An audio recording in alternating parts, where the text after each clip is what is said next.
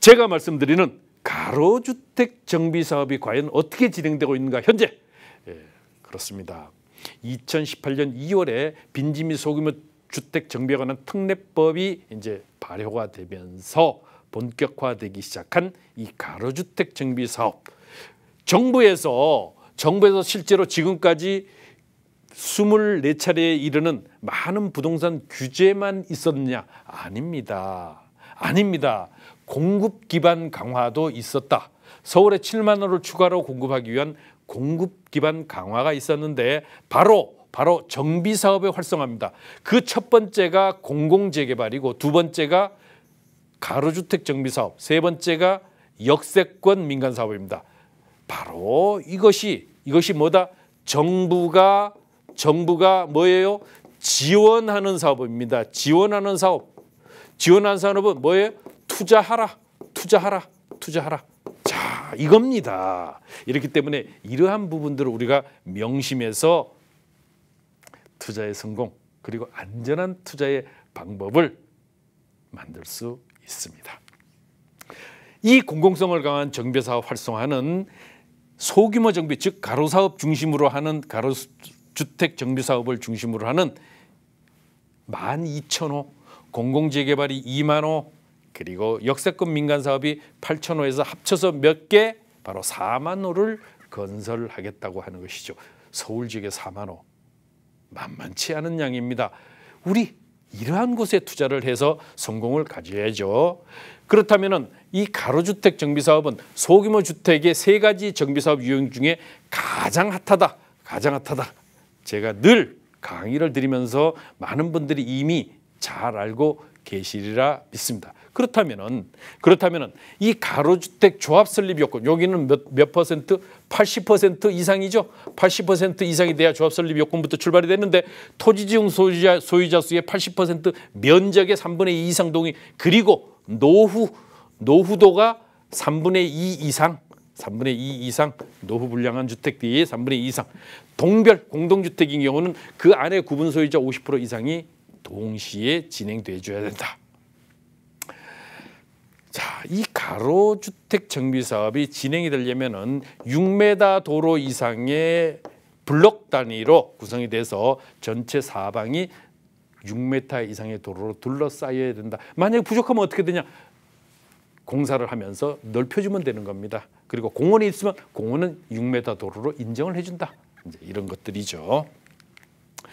그렇다면 이러한 것들이 사업이 간소화되는 것인데, 왜 가로주택 정비사업은 소규모 재개발이라고 말씀을 드렸는데 평균 2년에서 3년밖에 걸리지 않는다. 평균 2년에서 3년밖에 걸리지 않는데, 그렇다면 재개발은 평균 8년 내지 10년이 걸리는 장기인데 어떻게 이렇게 짧지? 그렇습니다.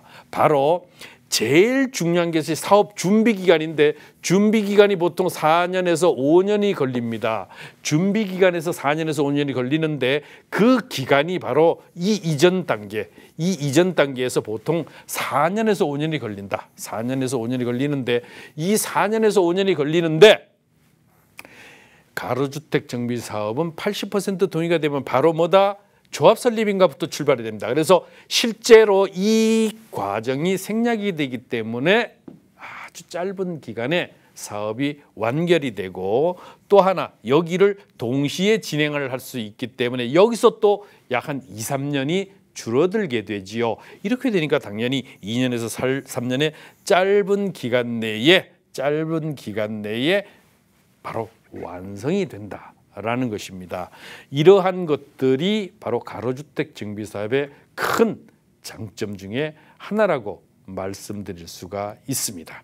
그렇다면은 자, 현재 2, 4분기면 올 상반기죠. 6월 30일까지 현재 서울 시내 가로주택 정비사업의 조합 설립인가부터 시작한다 그랬죠. 가로주택 정비사업은 뭐다? 소규모 재개발은 10,000제곱미터 미만. 물론 지방 도계를 통과하면 20,000제곱미터까지도 가능하다. 또 10,000제곱미터라도 공공임대를 넣게 되면은 13,000까지도 가능하다. 자, 요겁니다. 그런데 여기에 현재 그럼 가로주택 정비사업의 조합 설립인가를 받은 그 단지, 자, 정비구역은 몇 개인가? 총 63곳입니다. 총 63곳인데 63곳이다. 상반기 중에 이것은 8월 2일 날 서울시에서 홈페이지를 들어가 보시면 이제 나오게 되죠. 나오는데 그렇다면은 현재 광진구에서는 한 곳입니다. 광진구는 한 곳입니다. 한 곳인데 이 한양연립 여기는 구이동 592의 39번지인데 여기는 바로 자양균촉 여기다 쓸까요? 자양균촉지구 바로 옆에 붙었다. 지정개발자 신청이 지정이 되니까요. 면적도 상당히 만만치 않죠. 7,099제곱미터면은 2,000평이 넘어갑니다. 2,200평 정도 되겠는데요. 이 정도라면은 사업할 만합니다. 그래서 더구나 자양균촉 지구가 바로 붙어 있죠. 한번 유념해서 한번 살펴보시기 바랍니다.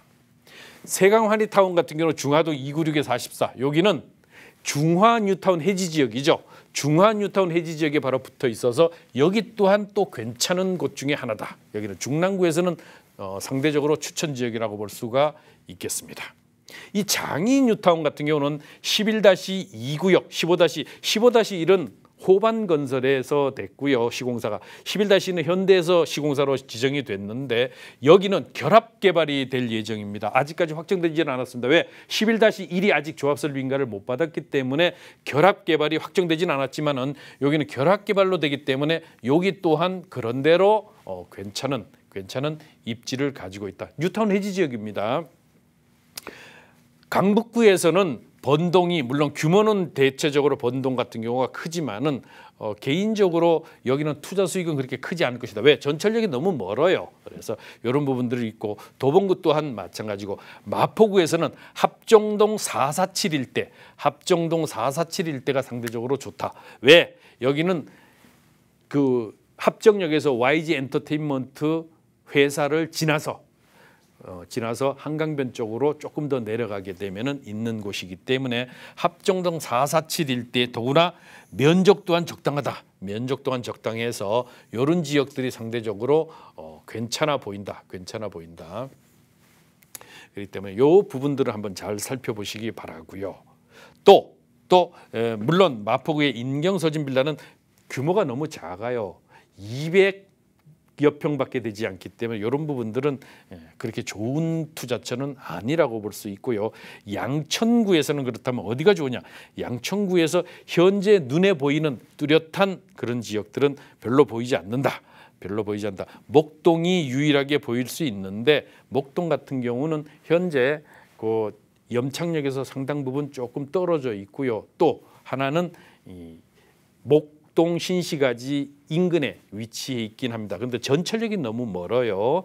이런 부분들이 있기 때문에 상대적으로 양천구의 투자처는 좋은 곳이고 목동은 괜찮아 보이는데 규모 면에서 상대적으로 작기 때문에 이 부분이 조금 아쉬운 점이다. 앞으로 목동에 또 새롭게 나오는 곳들이 또 있거든요. 그런 지역들을 한번 제가 또 추천을 드리도록 하겠습니다. 강서구 같은 경우는 보시면은 규모들이 상당히 작습니다. 저는 최소한 5천 내지는 4천 제곱미터가 넘어가줘야 그래도 그 아파트 그래도 두세 동 정도 지을 수 있기 때문에 이런 것들은 거의 나홀로 아파트 수준이기 때문에 지어도 완성됐을 때 아파트 가격 형성에도 상대적으로 불리하고요. 또 이렇게 되다 보니까 메이저사들이 여기 들어오지를 않아요. 그래서 아파트 브랜드 가치가 떨어지기 때문에 이 부분은 우리가 참조를 하셔야 됩니다. 구로구 또한 마찬가지입니다. 구로구 또한 그렇게 썩 좋아 보이는 곳들이 별로 보이지 않고 금천구 또한 마찬가지입니다. 규모가 너무 작잖아요. 다들. 규모가 상당히 작아서 투자에 대한 이 부분이 상대적으로 좋아 보이지를 않는다. 영등포동 일대의 영등포 2가 여기 같은 경우는 조금 괜찮아 보입니다. 왜? 여기는 바로 영등포 시장 바로 인근에 위치해 있고 여의도가 가깝기 때문에 여기는 또 상대적으로 괜찮고 또 사업식 인가 단계이기 때문에 이제 사업이 상당 부분 마무리 단계로 접어들고 있기 때문에 이 부분도 한번 살펴보시라. 안전한 투자를 원하시는 분들은 상대적으로 안전한 투자를 원하시는 분들은 수익이 작더라도 눈으로 확인하고 들어가시는 것이 좋기 때문에 이렇게 해서 들어가시는 것이 상대적으로 유리할 것으로 봐진다. 봉천동 관악구 같은 경우는 유일하게 한 곳이 있는데 여기는 이미 착공이 들어갔기 때문에 이제는 끝물이라서 먹을 게 없다. 이렇게 보시면 될 것 같습니다. 그래서 이들 부분들을 우리가 한번 살펴볼 필요가 있습니다. 자, 강남 3구 우리가 이제 보면은 좀 전에 보시면은 자, 현재 강남 4구와 그다음에 비강남권 즉 서초구, 강남구 그리고 송파구, 강동구 이 네 곳을 강남권이라고 하고 나머지 권을 비강남권이라고 한다면은 25개 자치구 중에 4곳을 제외한 21개 자치구가 33개입니다. 합쳐서. 그런데 강남 4구로 일컬어지는 이 4개 구에서 30곳입니다. 거의 대등하죠. 이만큼 이미 가로주택 정비 사업은 어떤 곳이다? 돈이 되는 곳에 먼저 뛰어든다. 돈이 될 만한 곳에 먼저 뛰어든다. 바로 촉이 있는 사람들 그리고 앞서가는 사람들이 진행을 하는 것입니다.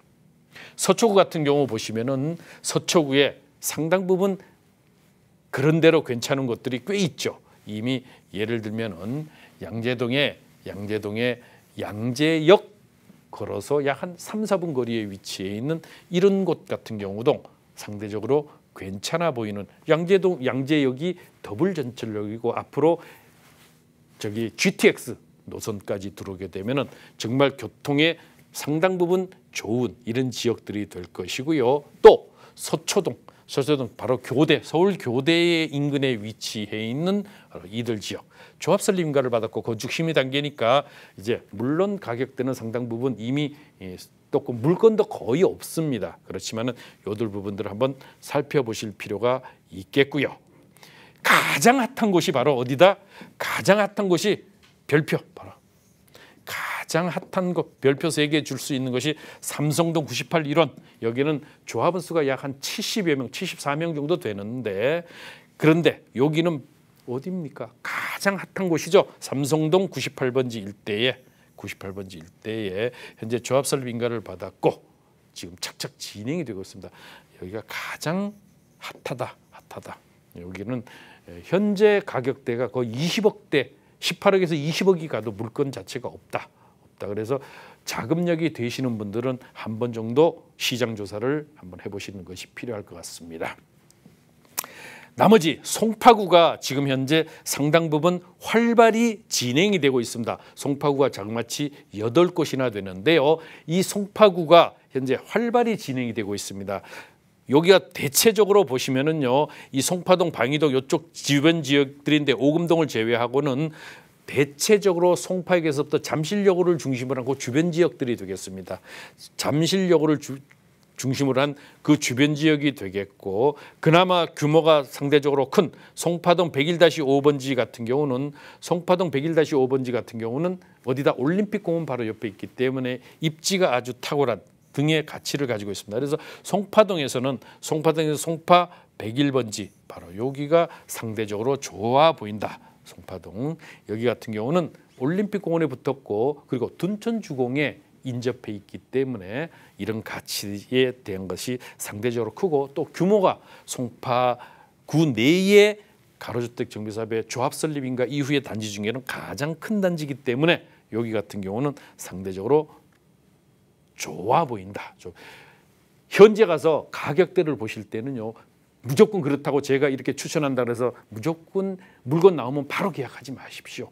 한 번 정도 저한테 전화 주시고 현재 이 가격대인데 적당한지요? 저에게 한번 전화를 꼭 해서 자문을 구한 다음에 투자를 결정하셔야 됩니다. 그래야 이미 매매 계약을 체결한 다음에 오셔가지고 나중에 전화 이게 어떻게 하죠?